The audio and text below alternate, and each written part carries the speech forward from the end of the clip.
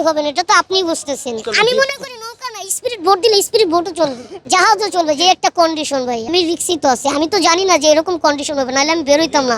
দেখতে পাচ্ছেন একটা রিকশা এক প্রকার তলিয়ে গিয়েছে। আমাদের সাথে রয়েছেন একজন রিকশার যাত্রী। একটু বলবেন ভাই এখানে কতটুকু পানি? এই দেখতেই তো পারতেছেন, প্রায় আমার এ পর্যন্ত চলে আসছে, সামনে তো আরো বেশি। মানে আমি খুব আসলে কি বলবো, একদম মানে বিপদের মধ্যে আছি এক কথা বলতে গেলে। আপনি রিকশার ভিতরে বসে থেকেও আপনি এক প্রকার ডুবে যাচ্ছেন। হ্যাঁ যদি হ্যাঁ, নামেন নামলে তো আমার ঠাই হবে না, এটা তো আপনি বুঝতেছেন। আর আমি খুব এখন বর্তমানে রিক্সা, বাট আমিও ভাবি না যে এই বৃষ্টিতে মানে মানে আমি যে নিজে ডুবে যাব বা এত পানি, আসলে আমি নিজেই বুঝতে পারি না। হঠাৎ করে বের হয়ে দেখতেছি, আসলে আমারও ইমার্জেন্সি ছিল, আমার আম্মু হসপিটালে ভর্তি আছে, দেখতে যাব, ফোন দিছে, হঠাৎ করে যাচ্ছিলাম, এই দেখি যে অবস্থা। এখন আম্মুকে না দেখে আমি আবার ব্যাক করে চলে যাচ্ছি। এই পানির মধ্যে কি নৌকা ছেড়ে দিলে নৌকা চলবে?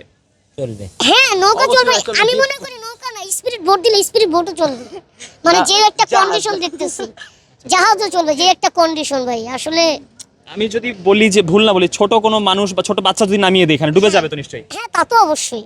দুরবস্থার কারণে আসলে কাকে অভিযুক্ত করবেন বা কাকে দায়ী করবেন আপনারা? এটা আসলে এখন সিস্টেম কোন দিকে আছে যে পানি নামার, যদি ওরকম কোনো থাকে ব্যক্তিগতভাবে, যে পার্সোনালি আসছে না অনেকে যারা এইগুলো নিয়ে রাস্তাঘাট নিয়ে কাজ টাজ করে, তাদেরকে বলবো যে একটা সুযোগ সুবিধা দিতে, যাতে কখনো যদি বন্যা হয় বা বৃষ্টি হয়, পানি যাওয়ার যাতে একটা লাইন করে দিতে পারে। এই আপনি নিশ্চয়ই রিস্কের মধ্যে আছেন এখন। হ্যাঁ, আমি রিক্সি তো আছি, আমি তো জানি না যে এরকম কন্ডিশন হবে, নাহলে আমি বেরোইতাম না।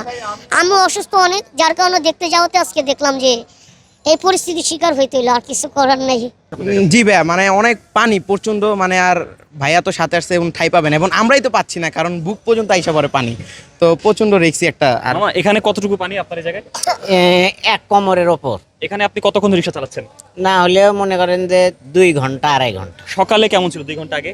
একটু কম হয়েছিল, এখন বাড়তেইছে পানি, পানি বাড়তে আছে, বাড়তি আছে। আর একটু বেড়ে গেলে সাঁতার কাটা লাগবে। হ্যাঁ, সাঁতার কাটা লাগবে, আর অল্প না বেড়ে। দর্শক নিশ্চয়ই বুঝতে পারছেন যে এক প্রকার ভয়াবহ অবস্থা রাজধানীর। এমন অবস্থা হবে এটা নিশ্চয়ই প্রত্যাশা কেউই করেননি।